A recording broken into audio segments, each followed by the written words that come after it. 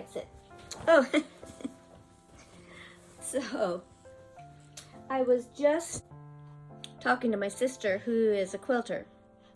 Oh, that's Luna. Hi, Luna. And she was asking me about the quality of these that I just got. This is one that I bought at TJ Maxx for $30 plus tax. And I like to use it because I can change the look of a piece of furniture just by draping each section over it. Now, I love this green. You've probably seen the green. I've draped that over in the springtime or the summer. And then this one, I've just really been enjoying it for the winter with the pillows, with the burgundy velvet pillows. And I think it all just brings a warm feeling into the room. Now, so she was asking me about the quality, this one here, versus the ones I paid. I got these 10 of them for $110. The difference in the quality, the fabrics are exactly the same, 100% cotton, as far as I can tell. But the stitching on these that I just got in the mail are much wider and more sort of, what would you call it, primitive. Whereas the ones on this piece are much finer and more professionally done. And I think that's probably why I first fell in love with these Kantha quilts. As you can see, there are so many options available. But you can see how they did the edges here versus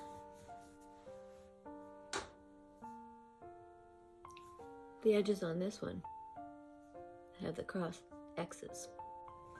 But they're both very thin. It's just two pieces of fabric put together. There's no batting or any kind of blanket inside to make it warm. My first thought when I bought the Kantha throws, the 10, well, first I'll tell you a little story, because I ordered these back in February. We're supposed to get here by February 27th or so, and the storms have been so bad that the mail has been delayed, and it on the Amazon thing, it looked like it kind of got lost in the mail or something. So I went ahead and ordered another one. Well, this is the first one I ordered, so I have another one coming, which I may just keep that one too. Anyway, I wanted to let you know that because I really liked them. When I got these today, I was so excited. And I was planning originally to put these on the end of a bed in the schoolhouse, which I showed you how I did the bedroom makeover, and I was going to add some more color to it and possibly paint it and give it some more personality and even put curtains up. So I was started to think of all the things I could do with these in a decorating sense.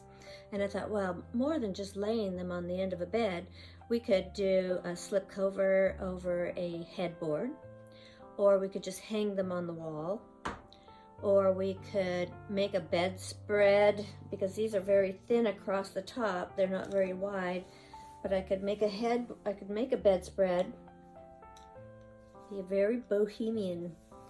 Make a bedspread, because it's only about this long. My arm, my arms even go further apart than this, but I could make a bedspread, and then on the edge, take another one and sew a ruffle that goes down to the floor all the way around 3 sides of it. And that would be such a cool bedspread. And then you could make shams out of some of them and have a totally colorful bohemian style room. You can also hang these by rings from curtain rods and have some gorgeous curtains, which I think that's what I'm going to do. I just ordered some velvet curtains in olive green because I had ordered this color that I have on my curtains. I can't get that one anymore, and I need one more pair to go over in my hobby area. So I haven't started my hobby area yet, but I thought, well, how fun. I've got the rod, I just ordered that other curtain, but that could be used somewhere else, or even for crazy quilts. Well, this is the idea I'm going to do and hang my curtains. So watch for that video in the future, and we'll see how that comes out. I'm just really inspired by these fabrics, and all this color just made me feel so good seeing it all.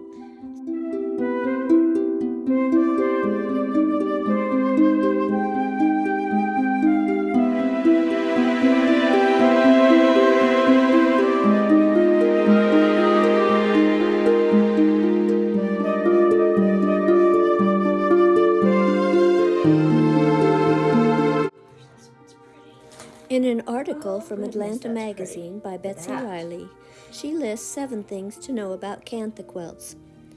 I will list a few here for you. With their whimsical fabrics and uneven stitching, Kantha throws are fun, colorful accessories. Yet like other quilting traditions, the art form has a rich cultural roots. For centuries in India and Bangladesh, Bengali women stitched together old saris and cloth scraps to make blankets and cushions. Kantha is the Sanskrit name for rags, and old cloth was known to provide protection from harm. A simple running stitch is most familiar in today's imports. Women also created more elaborate patterns that told family stories. Both sides of a Kantha quilt are equally decorative, but not identical. No two are alike. According to the book Quilts by India by Patrick J. Finn, a Sanskrit proverb, slowly one stitches rags, slowly one traverses the path, slowly one climbs to the top of the mountain. This connects the craft to the deities Shinda Deo and Shinda Devi, the Lord and Lady of Tatters, and here we find the path to mindfulness. How to care for your Kantha by Vintage Kantha Quilts. They are generally easy to care for. They are made from cotton sari layers and are easily machine washable. Use a mild detergent, eco-friendly. Use a delicate cycle on the wash machine or hand wash. The temperature should be cold. Beautiful. If you have indigo colors, wash them separately to avoid the dye from bleeding on other colors. And I also would recommend adding 1 cup of white vinegar to the wash the first time you wash them to ensure that your dyes are set. And you'll enjoy these Kantha quilts for many years to come.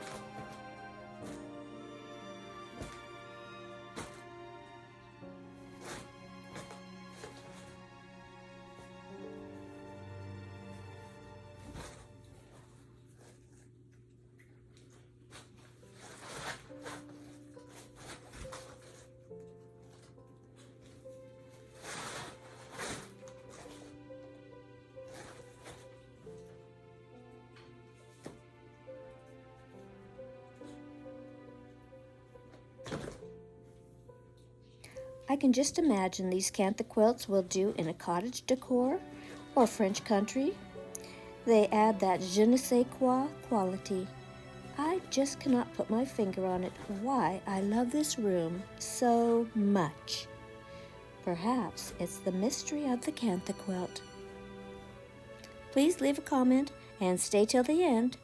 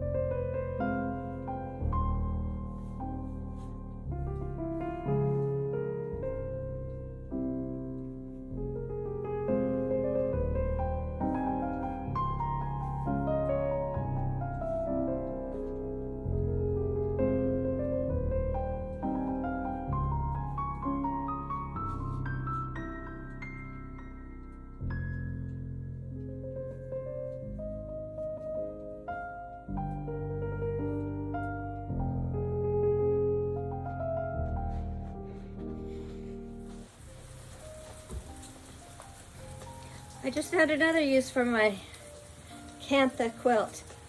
But in the meantime, I was talking to my sister, and we're going to be making some jackets out of these quilted jackets with all the different colors and prints. And even for my little granddaughter, who's going to be 5 this year, we're going to make one for her. So it should be kind of fun. So there's another idea. Hats would be nice too. So pretty. Thank you for watching, and please do come back again and like and subscribe and hit that notification bell, and you don't want to miss posts because there's always something happening at the cottage.